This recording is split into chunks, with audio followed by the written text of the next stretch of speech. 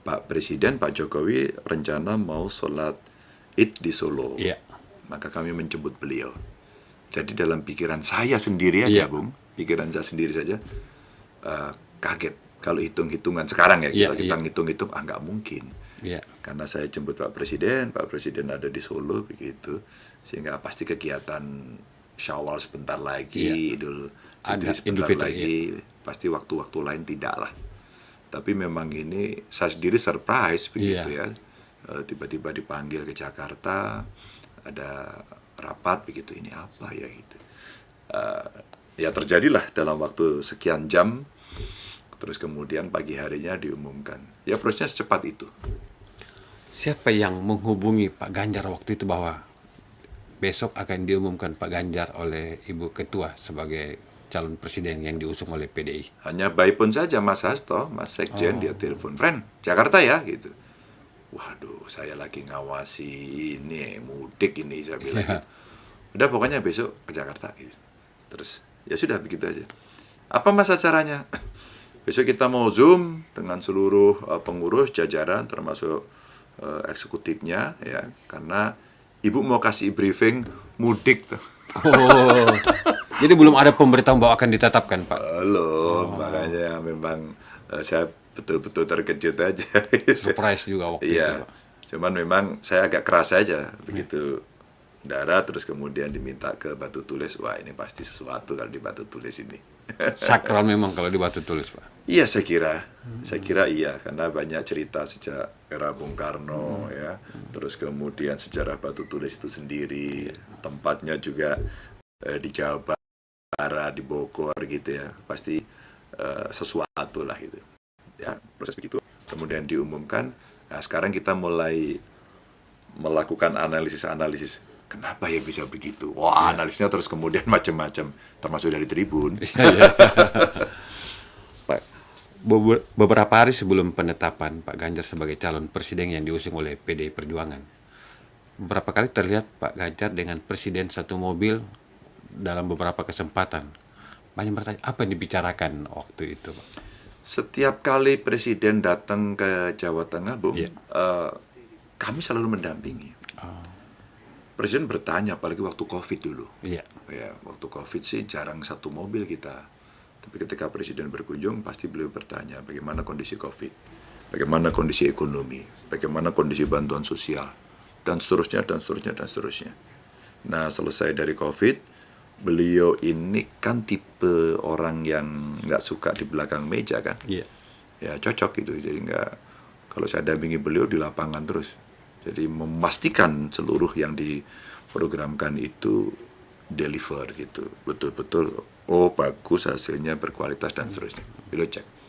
Nah di tengah-tengah itu bicaranya ya antara itu ada fungsi apa kepemerintahanan ya sekali-kali pasti ngomong politik. Iya. Apalagi dalam 2 tahun terakhir saya kira ya situasinya seperti itu ya, dialog ringan-ringan saja. Beritu kalau ngomong kan yang ringan-ringan, enteng-enteng. Ah, Pak Ganjar, pada saat itu apa titipan-titipan yang disampaikan oleh Pak Jokowi, misalnya kalau kelak nanti memimpin negeri ini? Ini berarti setelah pengumuman ya? Iya. Oh iya, karena setelah proses pengumuman Pak Jokowi datang dari Solo, Iya. ikut hadir dalam prosesi pengumuman itu, terus kemudian berbincang beliau dengan Ibu Mega dan jajaran DPP. Setelah itu kami mendampingi. Iya. Ya memang 50 menit kami penerbangan dari Halim ke Solo waktu itu. Ya beliau menyampaikan ya karena sudah ditetapkan, beliau cerita lebih dalam. Cerita-cerita beliau tidak terlalu baru buat saya karena sering beliau berkomunikasi. Hanya briefnya kemarin jauh lebih strategis. Beliau keluarkan bagaimana kondisi dunia yang tidak gampang, ya, bagaimana hubungan antar negara dan bagaimana itu berkorelasi dengan kondisi Indonesia. Sehingga yang mesti kita siapkan adalah bagaimana Indonesia menyikapi seluruh perubahan yang terjadi di global. Maka kenapa beliau mengambil beberapa contoh ya briefing lah kepada kami. Kenapa sih hilirisasi harus dilakukan gitu. Iya. Jadi saya bisa dapat banyak informasinya. Jadi hilirisasi itu menurut saya baru separuh. dari pekerjaan yang mesti kita Diteruskan bereskan. dia. Apa terusnya? Harus diindustrialisasi. Maka kami berdiskusi di situ, termasuk menyiapkan soal SDM Indonesia. Iya. Kalau kita mau masuk ke sana, jangan sampai isu yang muncul tuh kan TKA terus gitu. Masa harus tenaga kerja asing. Nah, karena kita tidak boleh hanya sekedar marah terus, mengumpat terus, yuk kita siapin. Maka kira-kira ya saya menyimpulkan rasanya butuh crash program, butuh cepat gitu, untuk kemudian kita bisa merespon itu. Nah, saya kira seluruh resources, seluruh sumber daya, petanya sekarang sudah ada. Jadi beliau concern betul pada problem ekonomi dunia, dan ini pasti akan saling berpengaruh. Termasuk tadi itu yang relasi antar negara. Wah, ini perang belum selesai, ada perang betul-betul bersenjata, tapi juga ada perang ekonomi. Iya. Sehingga dunia yang menuju multipolar itu betul-betul mesti disikapi. Ya, kira-kira kedaulatan kita dalam bidang politik hari ini mesti ditunjukkan dengan melihat geopolitik itu. Itu hebat beliau. Kembali ke pada saat di Batu Tulis itu Pak Ganjar, setelah Pak Ganjar ditetapkan oleh Ibu Megawati sebagai calon presiden, apa pesan khusus Ibu Megawati saat itu kepada Pak Ganjar? Ibu Mega itu selalu memberikan pesan-pesan yang sifatnya satu terkait dengan hal-hal ideologis, Iya. dua konstitusional, tiga rakyat. Iya. Selalu ini. Maka beliau sampaikan bagaimana menjaga harmoni di tengah masyarakat, mengelola negara yang berbineka tunggal ika. Itu sunatullah itu. Iya. Ya, memang kita dilahirkan beda, tapi bagaimana memanage. Setelah ini kita manage, sebenarnya ada potensi-potensi besar yang di atasnya itulah bisa dikembangkan. Nah, pesan-pesan Bu Mega selalu itu. Ideologis, ya. Kita lahir sebagai bangsa dengan sejarah yang sangat panjang, mulai dari penjajahan, bagaimana kita merdeka, dan bagaimana mempertahankan kemerdekaan. Kalau kemudian kita sudah, bagaimana kita mencoba membangun di tengah situasi yang tidak ceteris paribus. Situasinya itu bergolak dan dinamis. Disrupsi dalam bahasa sekarang terjadi di mana-mana. Ingatannya itu. Saya kan sudah 2 kali ditugaskan menjadi gubernur toh. Iya. Sehingga briefing Ibu selalu begitu. Dulu saya katakan, apa Bu yang mesti dikerjakan? Jaga integritas, jaga komunikasi yang baik dengan TNI Polri, ya, Forkompimda, Kejaksaan dan sebagainya, pengadilan dan seterusnya. Jaga hubungan baik dengan tokoh agama dan tokoh masyarakat. Ya, yang ini penting. Saya harus menerjemahkan sendiri secara detail. Saya kira besaran-besaran yang disampaikan briefingnya itu begitu. Yang lainnya sih sifatnya teknis. Ini baru permulaan pengumuman. Selanjutnya pasti akan ada kerjasama politik antar partai-partai.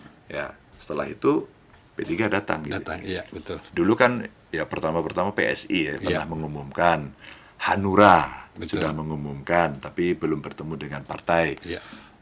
Secara sporadis pernah sih PAN 1, 2, Iya, 3 betul. dan P3. Tapi P3 yang pertama secara resmi datang. Itu apa ya? Kalau saya lihat dari pesan-pesan Bu Iya. Mega dikaitkan dengan yang substantif dan yang sifatnya proses politik sampai nanti pendaftaran begitu. Pak Ganjar, banyak bertebaran nama-nama calon wakil presiden yang dinilai oleh masyarakat cocok mendampingi Pak Ganjar. Tapi saya yakin pasti Pak Ganjar tidak akan menyebutkan karena hak prerogatif untuk calon wakil presiden ada di ketua umum, begitu Pak ya. Ya. Mungkin ada kriteria yang menurut Pak Ganjar Sebagai untuk yang mencari cocok mendampingi kira-kira calon seperti wakil presiden. Betul. Nah, ini kalau yang wawancara orang Makassar ini wakil presiden. Iya betul Pak. Kalau buat saya hanya ada 2 saja gitu. Iya. Satu, kita punya visi yang sama. Yang kedua, kita punya value yang sama, nilai-nilai yang sama. Maka kalau visi itu bagaimana kita membangun bangsa yang tadi kita ceritakan, tapi nilai-nilai kita untuk bisa bersama ya kita mesti taat pada konstitusi kan gitu ya.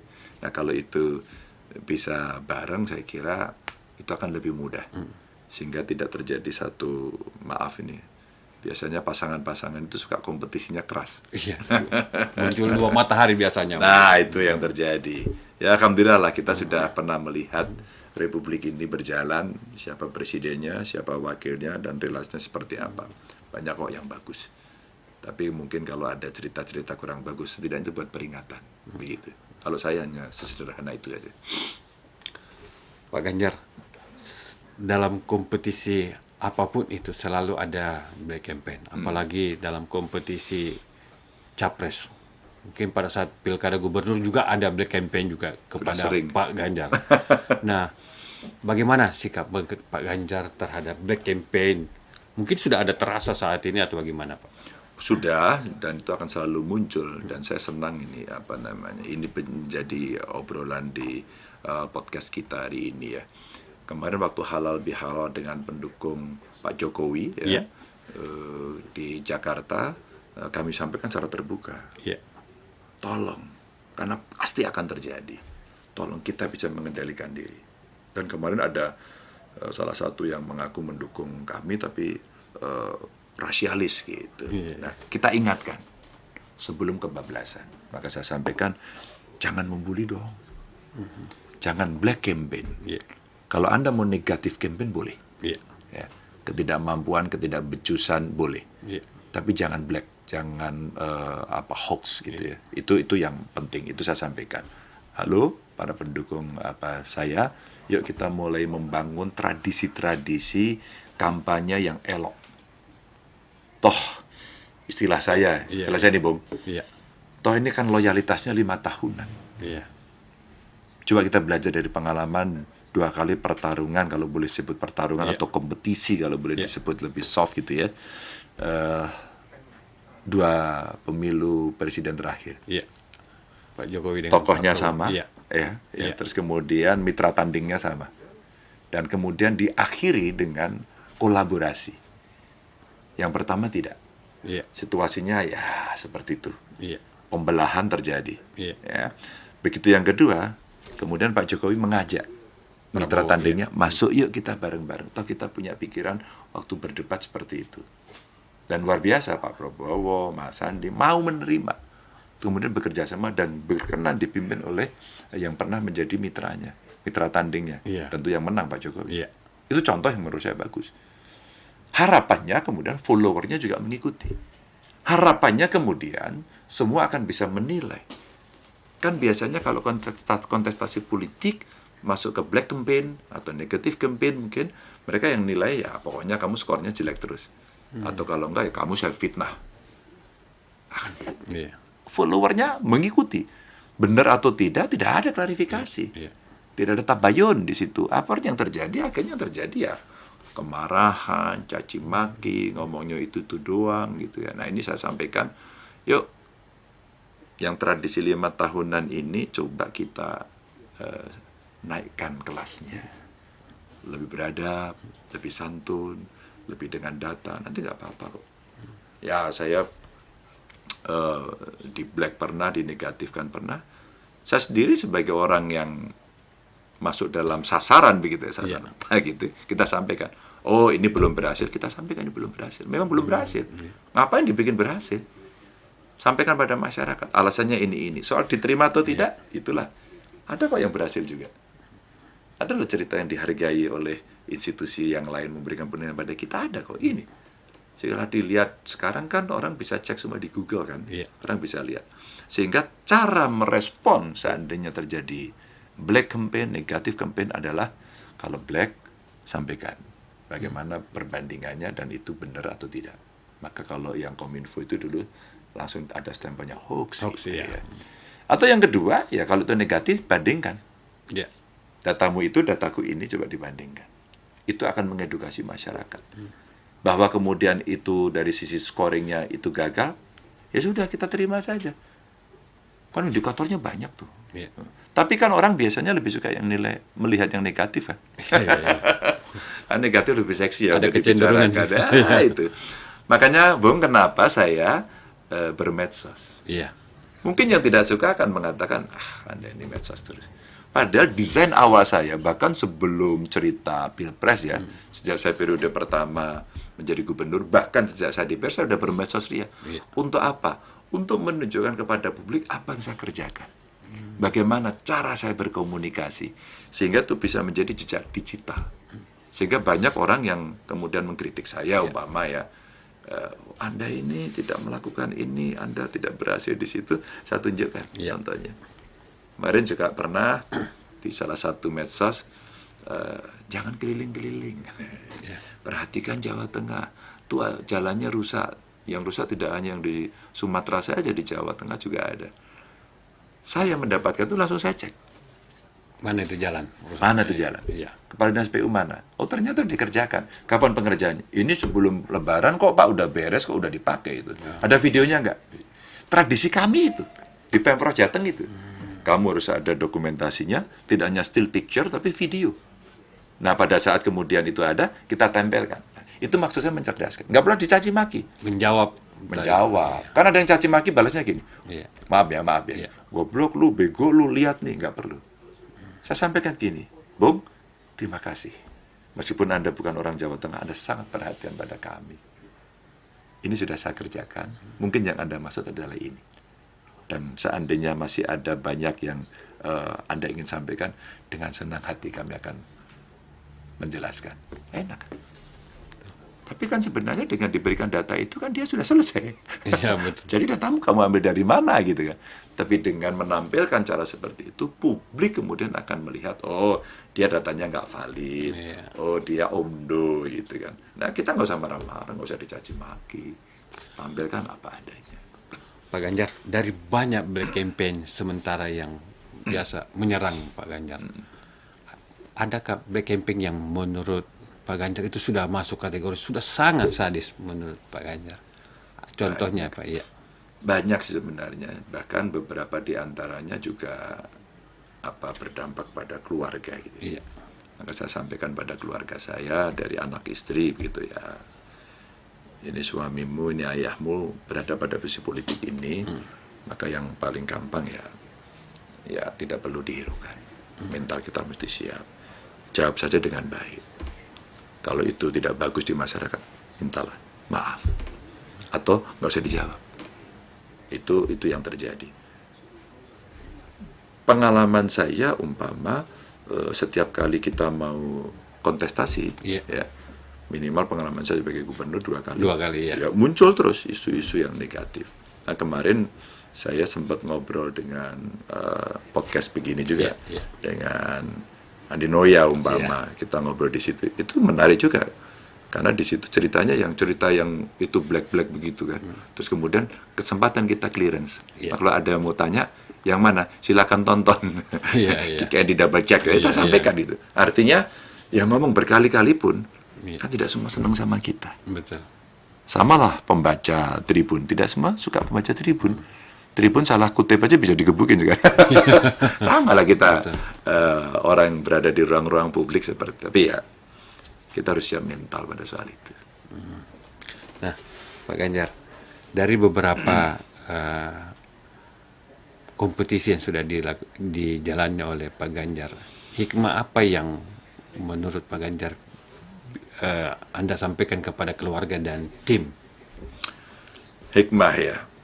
Satu, biasanya dalam sebuah kontestasi itu akan muncul suasana dendam, marah.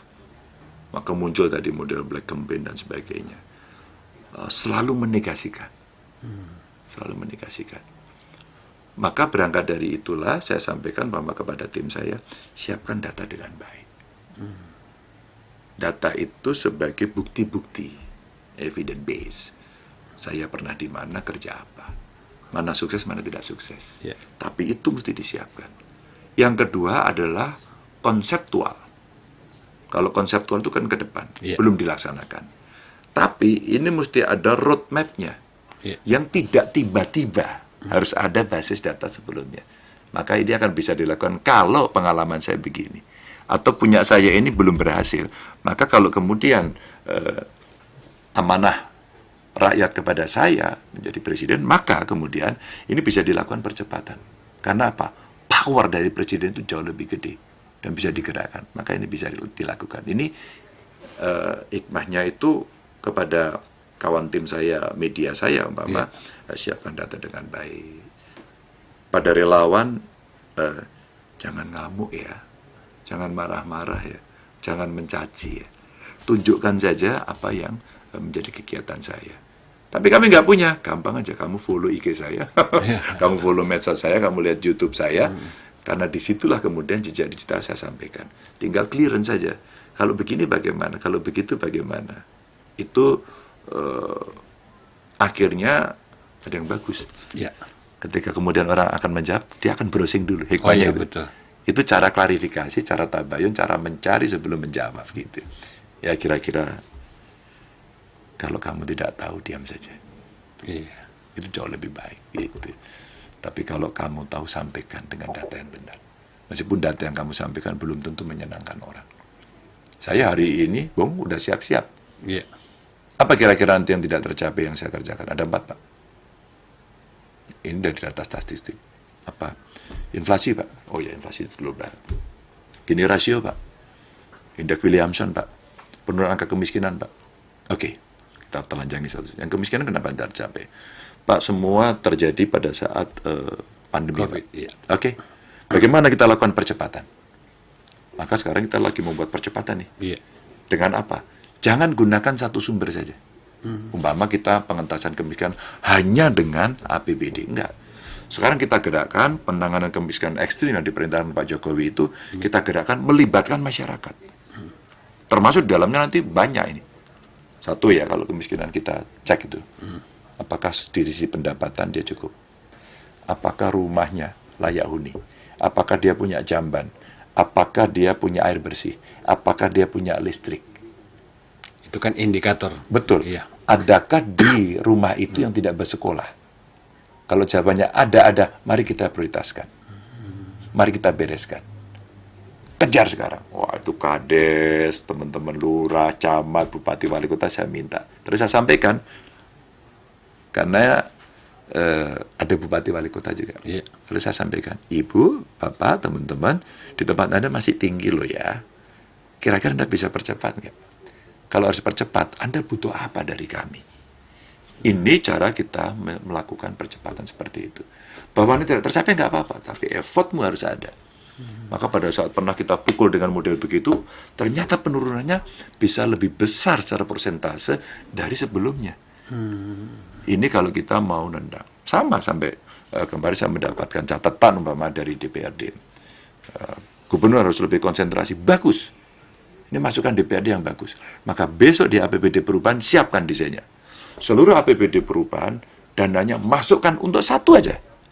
Penanggulangan kemiskinan ekstrim. Titik. Tidak boleh untuk yang lain. Nanti kita nego sama DPRD. Ayo. Teman-teman DPR nggak ada lagi pokir-pokir itu. Masukkan semua untuk penanggulangan kemiskinan di dapil Anda. Umpama begitu. Ini tugas bersama ini. Tugas bersama. Iya.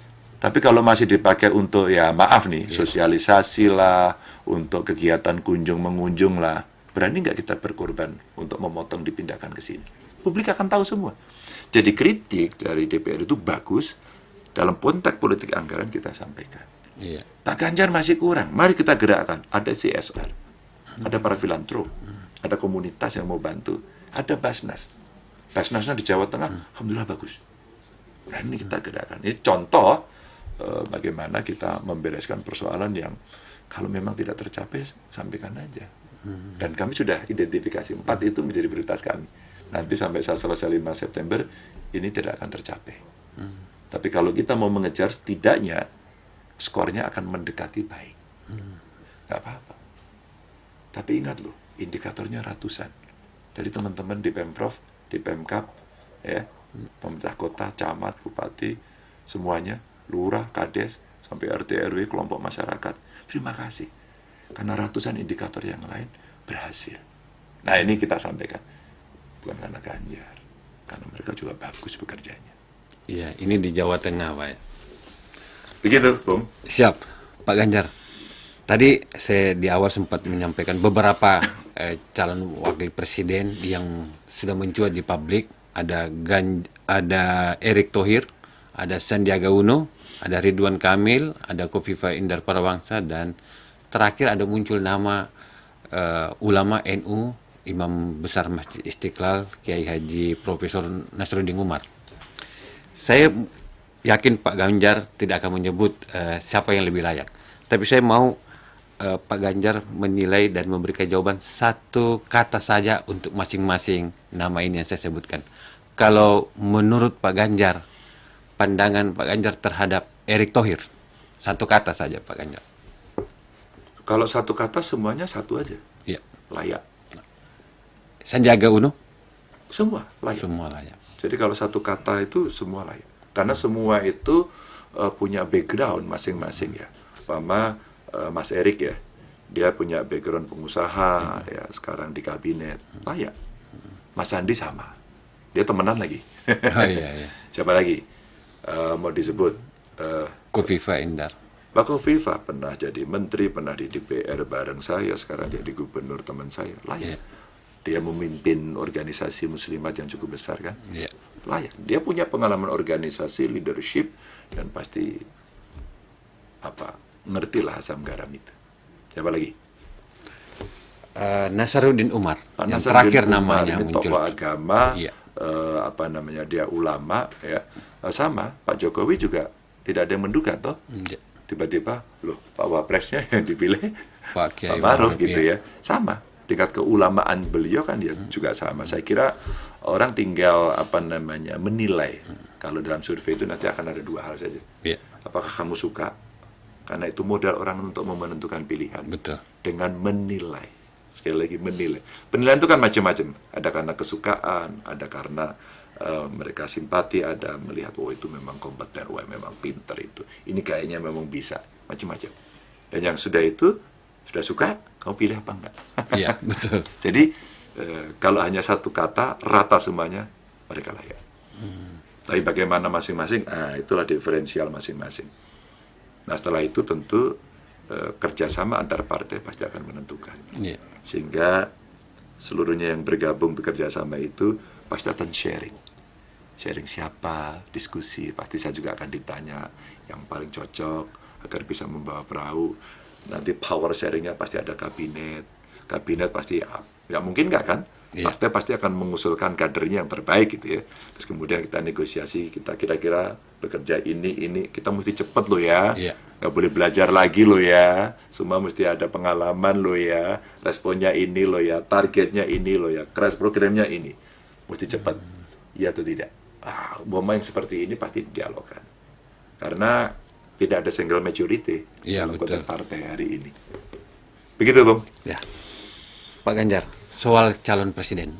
Sudah muncul 3 nama, Pak Ganjar, Prabowo, dan Mas Anies. Penilaian Pak Ganjar terhadap calon kompetitor Anda nanti. Yang dideklarasikan baru 2. Oh ya, baru Pak Anies, ya. Menurut Pak Ganjar, anggaplah misalnya nanti ke depan deklarasi Pak Prabowo. Penilaian Pak Ganjar terhadap Mas Anies dan Prabowo, Pak Prabowo. Saya pernah menjadi jurukamnya Pak Prabowo waktu Mega Prabowo. Oh, Saya kenal beliau. Saya kira publik tahu waktu ada Pak Jokowi, ada saya, dan ada Pak Prabowo di tengah sawah. Kita berbincang. Jadi kalau dari sisi komunikasi kedekatan, oke. Saya kira sama-sama lah kita juga punya pemikiran bagaimana membawa bangsa ini agar lebih baik. Pasti kita punya. Mas Anies teman saya sekolah di UGM. oh iya. Kami komunikasi, beliau waktu kemarin hari Lebaran, ya, telepon saya. Mas, selamat ya. Mas Anies ya, selamat. Maaf lahir batin ya. Sama kita komunikasi, enteng-enteng aja. Di acara-acara kawinan kita sering ketemu, bahkan pernah ledek-ledekan gitu. Saya bilang, Mas Anies sabar ya, dibully. Terus dia bilang, ya kamu juga katanya. Jadi sebenarnya Enjoy kita saja, ini Pak. Iya. tidak apa ya. Ya kalau ibarat pemain tinju gitu Iya. ya, yang body contact atau karate atau taekwondo apapun lah gitu ya. Itu ketika di luar ring ya kita ini berteman.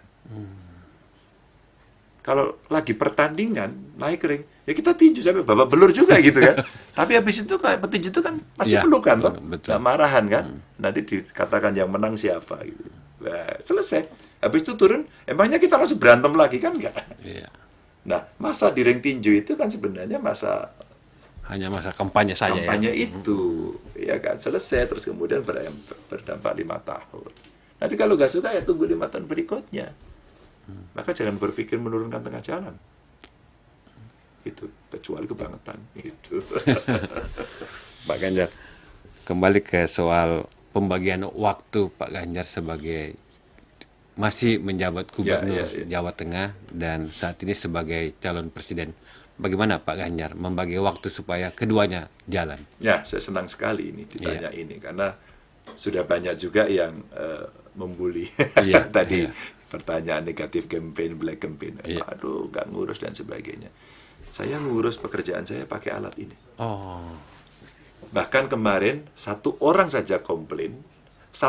komplain, dia pegawai kecamatan, bayar pajak, dan dia merasa ini tidak sesuai dengan tarif, lapor saya, jam 11 malam saya beresin. Saya bisa kerja dari manapun kok. Dan tiap hari kami mendapatkan laporan dari grup kami. Umpama yang infrastruktur, kemarin banjirop saya datengin, terus kemudian penanganan stunting, terus kemudian progres serapan anggaran, itu tiap hari. Kami ada dashboardnya. Jadi tidak harus ketemu. Dan mereka yang mau perlu mendapatkan keputusan cepat tinggal telepon. Semua serba elektronik. iya. Makanya di hari libur kayak seperti ini, hari ini kita wawancara Iya, libur betul. nih ya. Itu saja saya masih jawabin ya tadi menjelang kita podcast saya jawabin dulu. Hubungi sana ya, hubungin sini. Pak Ganjar, saya kan dapat medali emas, Pak. Bisa nggak saya jadi PNS? Ini ngomong saya sama Pak Menpan saya sampaikan. Iya, iya. Apakah rewarding itu bisa? Kemarin ketemu Koni bantu ya perjuangkan, tulis surat saya ikut tanda tangan. Ini contoh Memberikan contoh apresiasi, perjuangan, iya, iya, iya. apresiasi begitu. Atau barangkali progres serapan anggaran. Iya. Dari progres serapan anggaran ini seperti apa ini kok ada yang lembek sekali, langsung saya kontak Pak Sekda, tolong dong panggil itu, ada apa ini? Atau kita menerima kemarin laporan dari BPK, Pak Ganjar terima kasih, nah masih ada beberapa masalah, langsung saya perintahkan itu. Sampai jalan ini di Manado saya perintah aja di situ. Laporannya cepat, laporannya ini ada masalah apa? Sambil saya membaca seluruh yang masuk di media, sosial maupun mainstream. Itu kami lakukan media Pemetaan tracking, media, ya. terus kemudian analisis medianya ada, dan itu kami selesaikan. Kami masukkan, apa ini? Loh ini kok terjadi ada bakteri coli di Kebumen. Pak Bupati bagaimana? Sudah kita ambil Pak, sudah kita selesaikan. Kita sekarang lagi cek airnya, terus kemudian kita lakukan penelitian. Oke, itu kenapa tanggul yang ada di Pekalongan jebol? Oh iya Pak, kita cek Pak. Komunikasi dengan pusat, cepat. Nah, saya kasih laporannya. Itu kalau kita melihat. Maka saya hanya bisa membagi pekerjaan saya. Kalau saya harus keluar Jawa Tengah, saya harus ngambil hari libur. Itu etis buat saya. Etik politik ini penting. Fatsun politik mesti kita jaga. Ya, kecuali kalau nanti dinamika politiknya jauh lebih tinggi, mungkin saya akan minta izin ya untuk mengundurkan diri. Itu lebih fair menurut saya. Ya, Pak Ganjar, selama sudah ditetapkan sebagai calon presiden, pasti banyak sekali undangan dan banyak hajatan yang harus dihadiri oleh Pak Ganjar.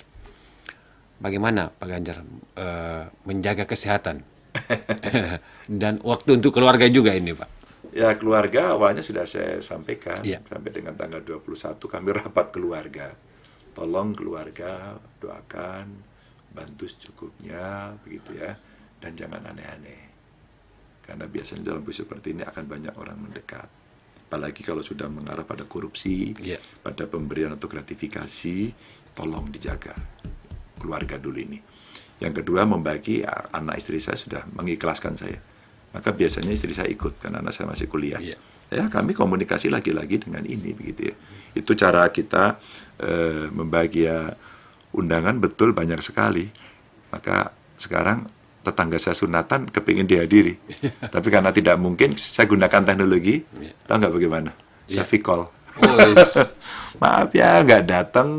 Saya titip salam. Kayak lagi, mereka udah senang. Wah, Karena ini daerah. trik yang bisa diikuti calon lain juga. Enggak nanti, dong. calon kepala daerah yang Enggak, lain. Ya. calon-calon yang lebih hebat lah. Iya, iya. Terakhir Pak Ganjar, Iya. ini waktunya katanya sudah harus mau berangkat lagi, Ya, mau ketemohon. mau ketemohon. Apa yang harapan Pak Ganjar terhadap kader dan menjalani nanti kompetisi yang makin hangat nanti? Ya, saya ceritakan di depan, kita 5 tahunan dan punya pengalaman semuanya. Yuk kita jaga persatuannya.